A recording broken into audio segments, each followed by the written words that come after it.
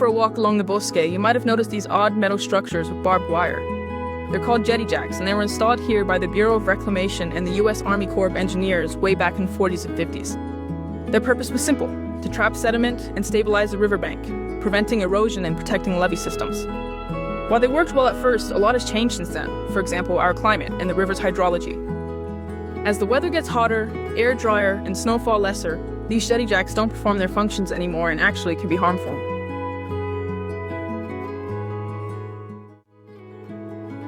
Thank you for agreeing to do an interview. Could you please introduce yourself and briefly explain what it is you do? Yes, my name is John Cater. I am the archaeologist for Bureau of Reclamation's Albuquerque area office, which means I am in charge of looking out for, documenting cultural resources, archaeological sites, historic sites from Alamosa, Colorado, through New Mexico and into West Texas. In the early 1970s, the Army Corps of Engineers constructed Cochiti Dam. That effectively made the jetty jacks obsolete. And so they're still there, but they don't function like they used to.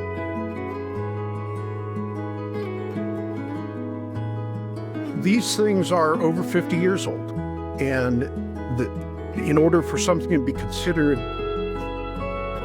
old enough to be archaeology, it has to be at least 50 years old. The majority of these things were put in the 1950s, and they are now considered contributing elements to a undocumented historic district, the Middle Rio Grande Conservancy District, and all the water infrastructure tied to it, canals, dams, etc.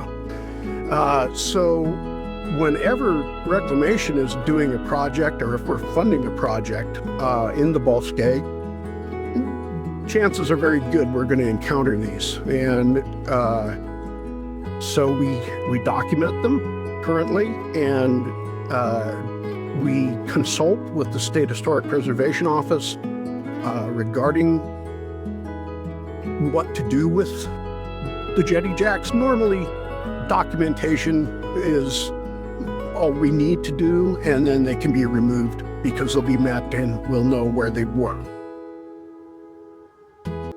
You write it into a report that goes to the State Historic Preservation Office for further consultation and review.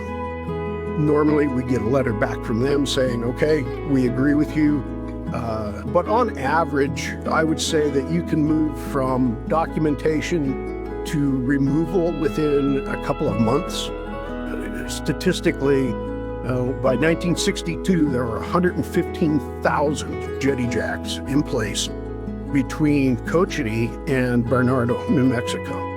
And so our removal of them is just barely scratching the surface, to be honest. Rather than having to go to the State Historic Preservation Office each time we need to remove jetty jacks, the idea that I've been working on here at Reclamation and working with Army Corps of Engineers and with City of Albuquerque Open Space is that we're in the midst of creating what's known as a story map.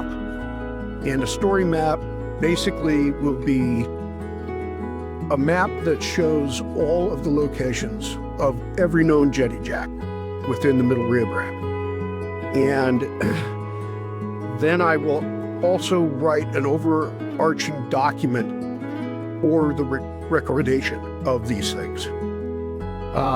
Then whenever we need to take jacks out, or when Army Corps does, or whoever, they go in and they get a GPS point at the beginning and the end of the set of jacks that they want to remove, and then they upload that to the story map. That becomes the mitigation.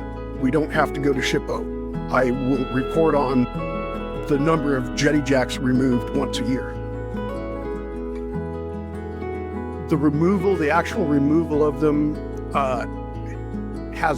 will have a positive impact for the public, because right now they're hazards. And a lot of times if there's a fire or a rescue in the bosque, the fire and rescue teams can't even get in because there are so many of these jetty jacks.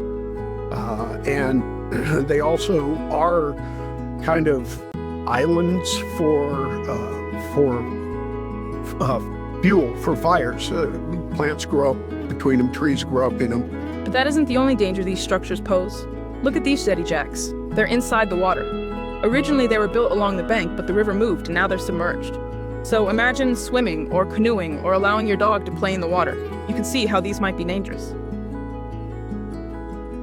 Despite these conflicts, not everybody wants the jetty jacks removed. One of these concerns is whether or not their removal will cause issues to the levee system. So we won't see flooding like we saw prior to the emplacement of the jetty jacks, starting in the 20s and certainly through the 50s and 60s. The reason we won't see that is because when they constructed Cochiti Reservoir in the early 1970s, it really cut down on the outflow and the overbanking. So we won't see that happening. I mean, you get overbanking now, but it's never all that great. So the main thing is that we keep the water between the levees. That's the key.